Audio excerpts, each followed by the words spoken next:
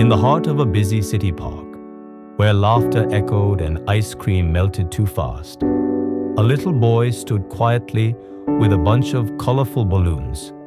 His name was Arav. 10 years old, barefoot, and full of stories no one had ever heard. Each morning, Arav would fill his balloons with more than just air. He would draw tiny stars, rainbows, and words like hope, fly high, and dream big. Every balloon, he believed, carried a wish to the sky. He had no family, no home. His parents had died in a factory fire 2 years ago. Since then, the streets had raised him, and the balloons had fed him. But even through struggle, his heart remained warm, and his imagination unstoppable. Arav didn't just sell balloons. He gave smiles to crying children. He listened when someone had no one else to talk to. And sometimes he told the balloons secrets, believing the sky would pass them on to someone who needed it. One Sunday afternoon, while the park buzzed with life, a journalist named Mira watched him from a bench. She had seen vendors before, but never one who whispered to his balloons. Curious, she asked him why he drew stars on them.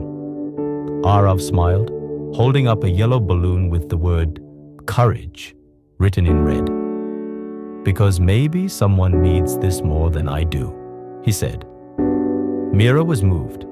She wrote an article that evening titled, "The Balloon Boy Who Paints Dreams." The next morning, it was everywhere, on websites, newspapers, and social media. Orders started pouring in. People wanted dream balloons from all over the country. Schools invited him to speak. Arav, shy at first, began sharing his story, not as a victim of poverty, but as a believer in hope.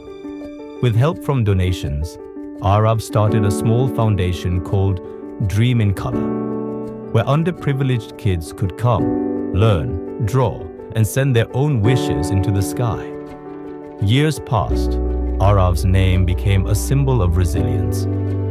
At age 14, he stood at a global youth conference, sharing his journey with thousands. "I had nothing," he told the crowd, "but I had a dream, and that was enough to lift me." The hall gave a standing ovation. Cameras flashed, hearts opened. Back in the same park on a quiet, sunny morning, a new little boy stood under the same tree where Arav once did. He held a few colorful balloons, each one painted with stars and words like believe and shine.